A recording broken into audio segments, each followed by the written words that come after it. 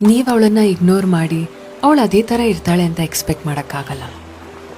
ದಿನಗಳ ಕಾಲ ಅವಳನ್ನು ಚೆಕ್ ಮಾಡದೆ ಹೇಗಿದ್ಯಾನೋ ಅಂತಲೂ ಕೇಳದೆ ಅವಳಿಗೆ ಕೇರ್ ತೋರಿಸ್ದೇ ಇದ್ದು ಮತ್ತೆ ಏನೂ ಆಗೇ ಇಲ್ಲ ಅನ್ನೋ ಥರ ಅವಳು ನಾರ್ಮಲ್ ಆಗಿರಬೇಕು ಅಂತ ಎಕ್ಸ್ಪೆಕ್ಟ್ ಮಾಡೋಕ್ಕಾಗಲ್ಲ. ಅವಳು ಕಲ್ಲಲ್ಲ, ಅವಳಿಗೂ ಫೀಲಿಂಗ್ಸ್ ಇದೆ. ನೀವು ಕೊಡೋ ಆ ಸೈಲೆಂಟ್ ಟ್ರೀಟ್ಮೆಂಟ್ ಅವಳಿಗೆ ಫೀಲ್ ಆಗುತ್ತೆ.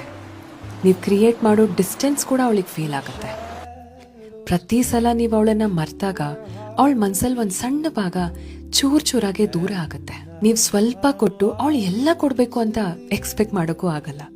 ಅವಳು ಇಂಪಾರ್ಟೆಂಟ್ ಅಲ್ಲ ಅನ್ನೋ ಹಾಗೆ ಫೀಲ್ ಮಾಡಿಸಿದ್ಮೇಲೆ ಅವಳು ಅದನ್ನು ನಂಬಕ್ಕೆ ಶುರು ಮಾಡ್ತಾಳೆ. ನಿಮಗೆ ಕನ್ವೀನಿಯೆಂಟ್ ಆದಾಗ ಮಾತ್ರ ಬಂದು ಅವಳು ಮೊದಲಿನ ಹಾಗೆ ಕಾಯ್ತಾ ಇರ್ತಾಳೆ ಅಂತ ಎಕ್ಸ್ಪೆಕ್ಟ್ ಮಾಡೋಕ್ಕಾಗಲ್ಲ.